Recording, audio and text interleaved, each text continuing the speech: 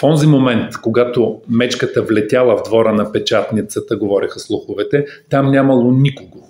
Ако не броим пазача, който щом видял препускащото към склада животно, предвидливо се доверил на чувството си за самосъхранение и се скрил в стаичката на пропуска, и дежурния огнеборец, който нищо не забелязал от пожарната станция. Мечката безпрепятствено преминала през бариерата на входа и като обезумяла обиколила двора.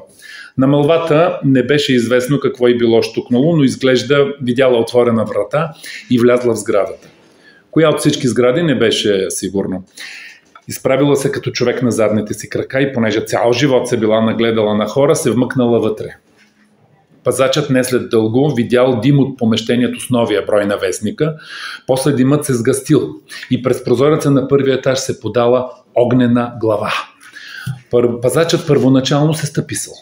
Обхванала го паника и не можел да вземе решение какво е най-добре да направи, а междувременно пламнали всички складирани броеве, книги и брошури, накрая и помещението с хартията до края на годината.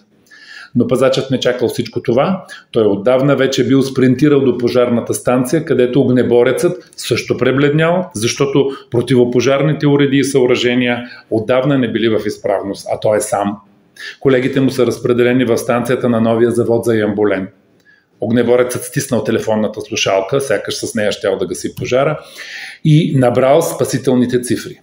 С пазача зазвънели като бесни на пожарната в града, откъдето дълго ни им отговаряли, понеже се готвили за тържествената заря. Но когато най-сетне някакъв случайно отбил се огнеборец вдигнал телефона, съобщили страшни неща.